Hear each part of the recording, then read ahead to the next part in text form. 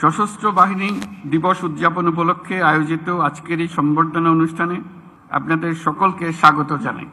আজকের এই বিশেষ দিনে আমি সশ্রদ্ধ চিত্তে স্মরণ করছি মহান মুক্তিযুদ্ধের সকল শহীদ, যুদ্ধাহত এবং অন্যান্য সকল বীর মুক্তিযোদ্ধাদের, যাদের আত্মত্যাগের বিনিময়ে অর্জিত হয়েছে আমাদের স্বাধীনতা।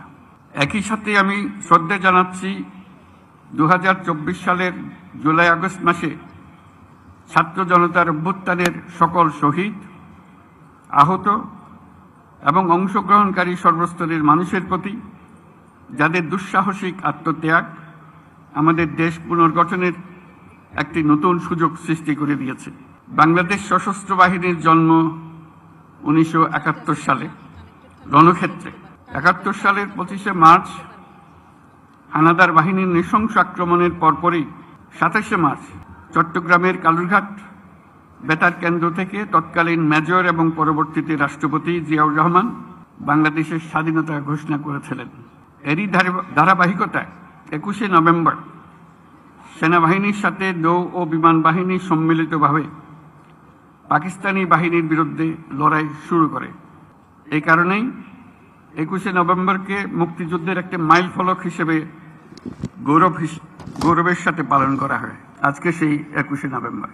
আমরা যদি বিজয় অর্জন না করতাম তাহলে মুক্তিযুদ্ধের বীর সেনাদের মৃত্যুদণ্ড ছিল অনিবার্য। অসহনীয় হয়ে যেত তাদের পরিবারের সকল সদস্যের জীবন। মুক্তিকামী সেনা, নৌ ও বিমান বাহিনীর অকুতভয় বীর সেনানীরা জীবনের পরোয়া না করে, পরিবারের ভবিষ্যতের কথা চিন্তা না করে এদেশের স্বাধীনতা যুদ্ধে ঝাঁপিয়ে পড়েছিল।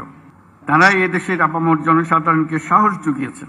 মানুষের সঙ্গে কাঁধে কাঁধ মিলিয়ে জল, স্থল ও আকাশপথে সম্মিলিতভাবে প্রতিরোধ গড়ে তুলে দেশমাতৃকাকে পরাধীনতার শৃঙ্খল থেকে মুক্ত করে এনেছেন। মুক্তিযুদ্ধকে বেগবান এবং সুসংগঠিত করার লক্ষ্যে তখন বাংলাদেশ ফোর্সেস গঠন করা হয়েছিল, যার অধীনে 11টি সেক্টরে বিভিন্ন দেশের বিভিন্ন অংশ থেকে আসা মুক্তিযোদ্ধাদের সামরিক প্রশিক্ষণের পাশাপাশি গেরিলা প্রশিক্ষণ দেওয়া হয়। এরই চূড়ান্ত রূপ আমরা দেখি 71 সালের 21শে নভেম্বর সেনাবাহিনী, নৌবাহিনী ও বিমান বাহিনীর সম্মিলিত অভিযানে। পাকিস্তানি সৈন্যদের বিরুদ্ধে এই যৌথ অভিযানেই 1971 সালের 16ই ডিসেম্বর বাংলাদেশের স্বাধীনতা সংগ্রামের চূড়ান্ত বিজয় এনে দিয়েছিল।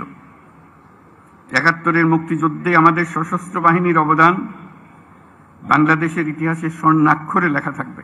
সশস্ত্র বাহিনীর প্রিয় সদস্যবৃন্দ, দেশের স্বাধীনতা সার্বভৌমত্ব রক্ষার পাশাপাশি দেশ গঠন ও জাতীয় দুর্যোগ মোকাবেলায় আপনারা সর্বদাই জনগণের পাশে থেকে কাজ করে যাচ্ছেন। 2024-এর ছাত্র জনতার অভ্যুত্থান ও চলমান দেশ পুনর্গঠন ও সংস্কারের কাজেও সশস্ত্র বাহিনী বরাবরের মতোই মানুষের পাশে দাঁড়িয়ে অব্যাহতভাবে দেশের মানুষের আস্থার প্রতিদান দিয়ে যাচ্ছে। আমি বিশ্বাস করি গণতান্ত্রিক ও নিয়মতান্ত্রিক নেতৃত্বের প্রতি অনুগত বাংলাদেশ সশস্ত্র বাহিনী তাদের পেশাগত দক্ষতা ও দেশপ্রেমের সমন্বয়ে দেশের জন্য ত্যাগ ও তৎপরতার এই ধারাবাহিকতা অক্ষুণ্ণ রাখবে। বাংলাদেশের গণতান্ত্রিক উত্তরণে আসন্ন নির্বাচন একটি গুরুত্বপূর্ণ অধ্যায় হিসেবে বিবেচিত হবে।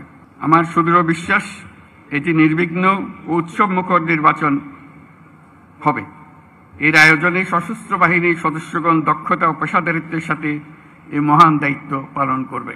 একটি শান্তিপ্রিয় জাতি হিসেবে আমরা সকল বন্ধু রাষ্ট্রের সঙ্গে সম্মানজনক ও শান্তিপূর্ণ সহাবস্থানে বিশ্বাসী।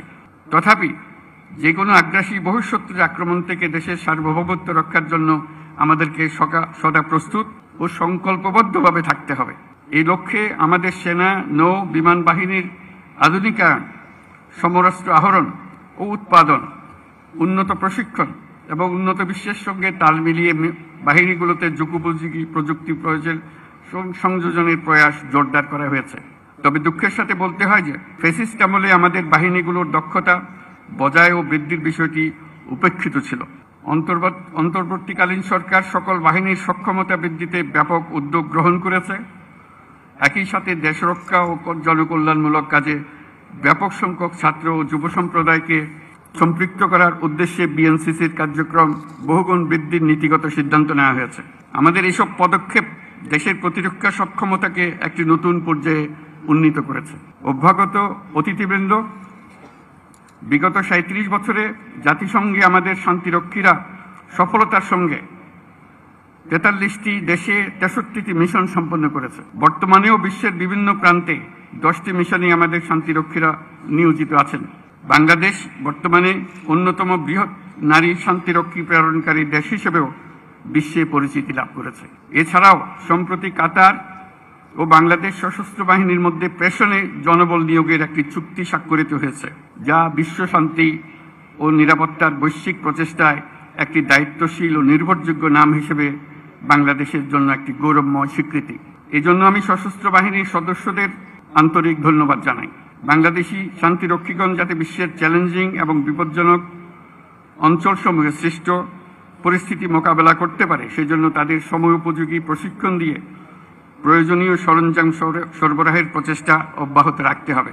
প্রিয় অতিথিবৃন্দ, অগ্রহায়ণের এই বিকেলে উৎসবমুখর পরিবেশে আপনাদের সাথে দেখা হওয়ায় আমি অত্যন্ত আনন্দিত।